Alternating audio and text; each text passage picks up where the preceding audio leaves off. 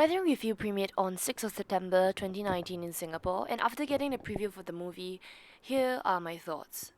First of all, I went in without any expectations that it will exceed Your Name or be like Your Name, and if you have not watched Your Name before, then you should probably watch Weathering with You first instead of Your Name. Here's why, without spoilers. Overall, I feel like this movie was great, but not fantastic. I'm a crier, and I cry at the most stupid and silly things in movie. For this, I actually didn't cry at all.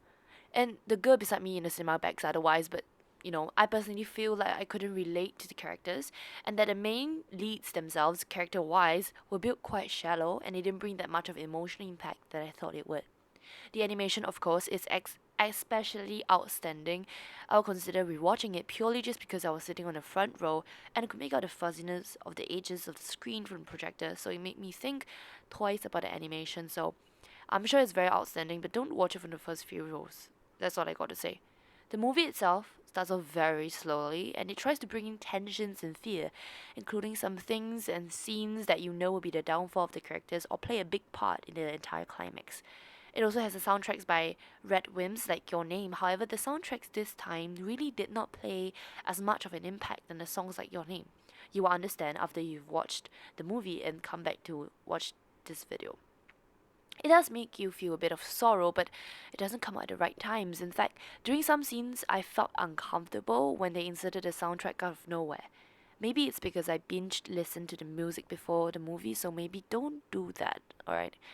Overall, this movie is basically the anime equivalent of Endgame for Marvel. My cinema exploded at every single important or funny scene and shit loudly for many parts of the scenes. I think this is definitely a light-hearted movie. You might cry, and it definitely will make you think of Rain in another perspective. Now, for context, I cried at Your Name and a lot at the episode in Violet Evergarden, but didn't really cry at the other episodes. I also didn't cry for Gardens of Words. In fact, I disliked Garden of Words to a certain extent. I bawled my eyes out for Your Lie in April and Wolf Children, and enjoyed thoroughly Lost Song. So, for reference, see for yourself if you might cry for this movie.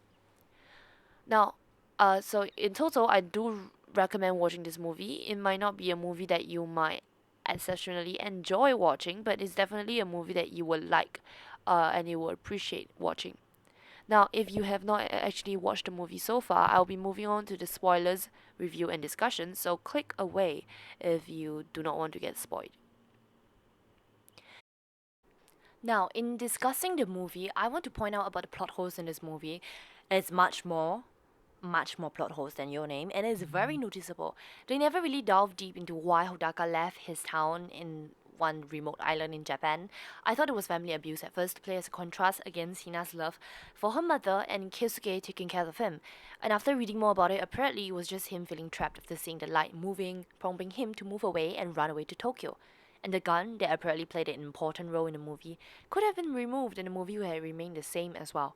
Hodaka never really used it in a very impactful way, yet throughout the entire movie, we are stuck with this notion that the gun will probably end up restricting our MC to save our another MC, which is exactly what it does, and it does not have any shock value. For example, in the standoff scene with the police, I really thought that the gun played an important part in terms of he's going to shoot himself or he is going to shoot Keisuke or the police, but it ended up just being a standoff and didn't really play a lot into the scene, so I was really disappointed by that. I also pointed out to not compare this entire movie to Your Name because Weathering with You is basically a story. In Your Name, there's like sudden revelation, so it feels like an actual story. Weathering with You is basically like a kid's story compared to like a more dramatized story when you compare it to Your Name. It's just a slow edge towards the disappearance of Hina. Now, one major what the hell moment for me in the cinema was that when Hodoka ended up in the sky after crossing the shrine, he ended up calling Hina, right? And he caught Hina from the clouds, then fell down from the sky with her. But I thought she was made of water. That's why she lost her ring, because she was made of water. Therefore, I went, what the hell?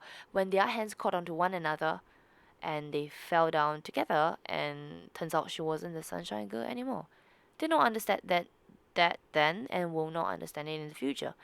Obviously, there was something going on about how he was willing to give up the entire Tokyo just to get Hina back, which I get the entire message of the entire movie.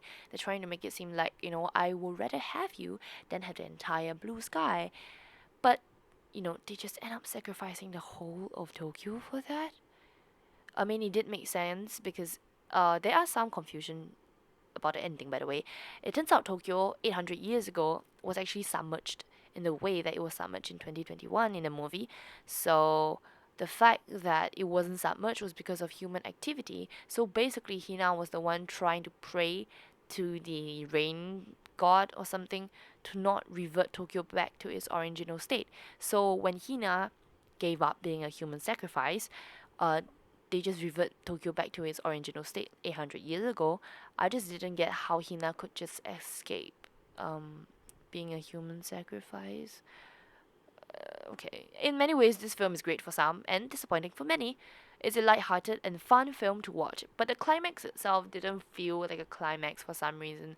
Maybe it's because I feel like Hina's feelings for Hodaka was never really shown, so it felt really shallow to give out the entire Tokyo to save Hina, when Hina's feeling wasn't really like animated compared to Hodaka, so it felt really one-sided for some reason. I really enjoyed the senpai thing going on with Nagi, and the audience laughed so hard that my seats actually shook at that. The cameo by Taki and Mitsuha from Your Name also made my cinema explode, and everyone was cheering really hard, especially for Taki. Um, Overall, this is a enjoyable film. But I did spend $58 to get a premiere with some of the merchandise, which was a transparent umbrella and an A2 poster and a B6 notebook. So for $58, was this worth it? I'll say yes, sure. It's my first anime premiere, but will I rewatch it? Yes.